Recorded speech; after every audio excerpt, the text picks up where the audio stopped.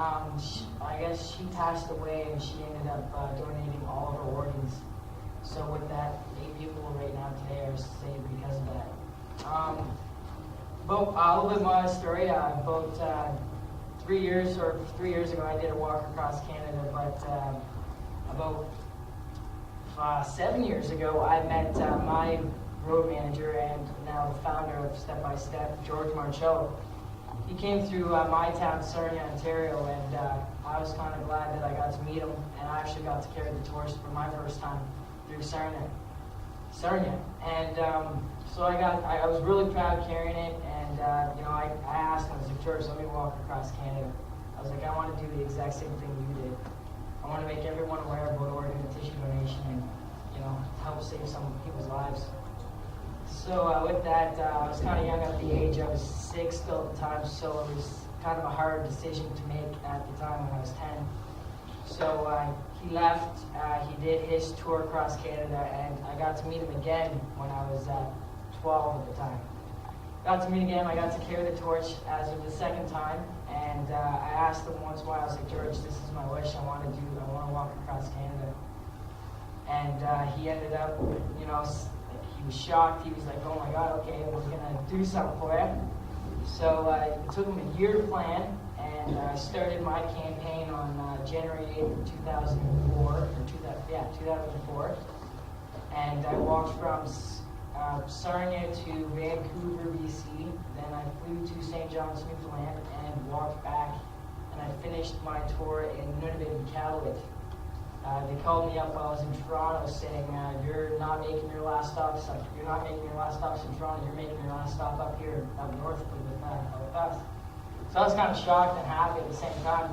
So I went on December 22nd, and it was minus 40. It was pretty cold. So it wasn't as cold as it was today, so we're kind of happy and lucky that we got a nice day that walk. And with that, so for the past 17 years, I've been waiting for a liver transplant, and I'm currently on hold. 3 years ago, after my walk, the doctor said that you're doing healthy. We'll take you off the list for right now, and we'll see as it progresses in a period of time. So I guess because of me carrying the torch and prayers that I've got along my walk, it kind of basically saved my life. And with that, I'd just like to say our slogan and everyone's slogan is, please don't take your organs to heaven. Heaven knows we need them here. And thanks for all of you for coming out. Thanks to the walkers for walking with us today. It was a great conversation. And thanks to Vanessa for being the torch champion for Charlottetown. Thanks.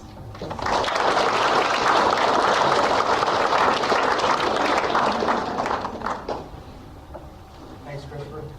I'll tell you just quickly a little bit about my story, because sometimes it's good to hear how things affect Islanders as well, just like the moment.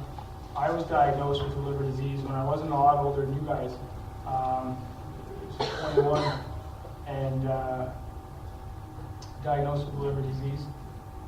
Told right from day one of the diagnosis that if you don't get a liver transplant, you pass away. So at that time, organ donation really became something of great importance to me, obviously.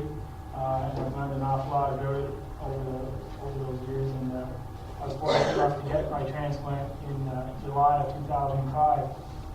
And when you're waiting for a transplant, it's hard to explain, but and I guess it's different for everybody. I was quite fortunate. I didn't get, on the outside anyway, I didn't get too sick. I was still able to go to school, and I was still able to work, and ended up getting married, ended up having my first child, all while I was still waiting for to get this call. And what happens is the hospital in Halifax, they give you a beeper, and so you wear the beeper all the time just in case you're not at a phone number that they have.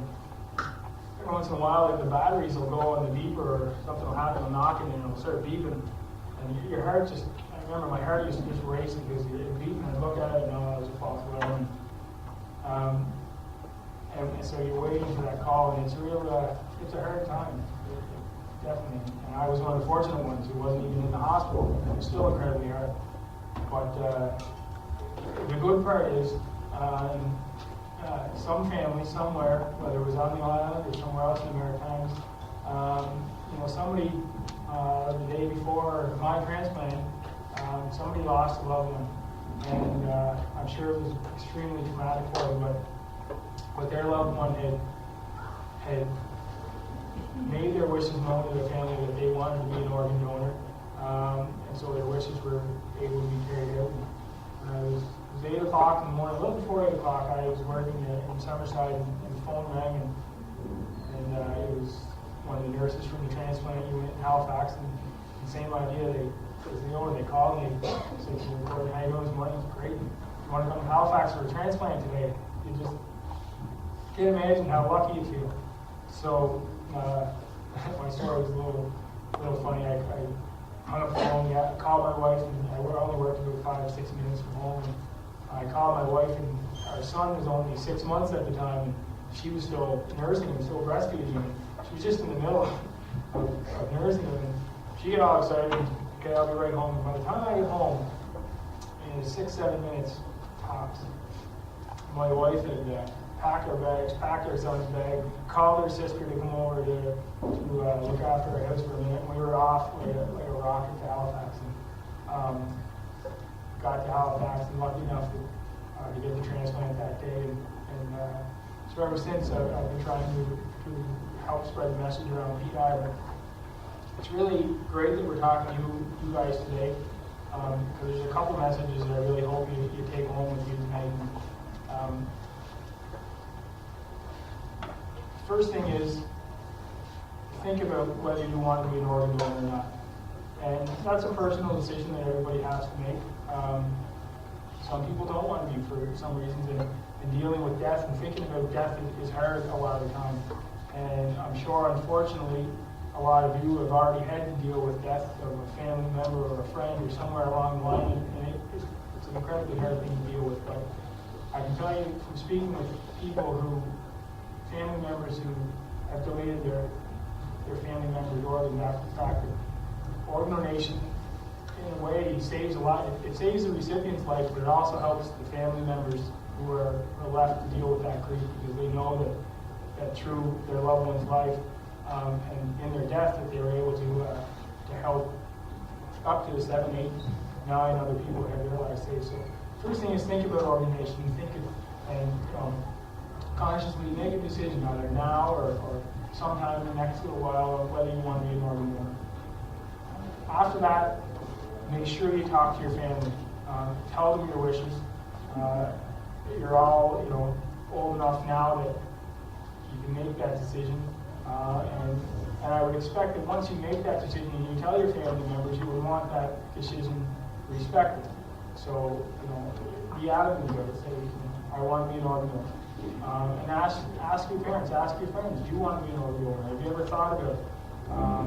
Do you think it's a good idea? And spread the word, spread the message. How many of you are on Facebook? Yeah, well, talk about it on Facebook. Ask your buddies. There's a website. George has a couple different websites. One of them is stepbystep.ca. Stepbystep.ca is one website. And another one that's excellent is www.SOS4000.com. Go home tonight and take a look at it. There's video clips on there of George and all his travels, and they're amazingly inspirational. So spread that.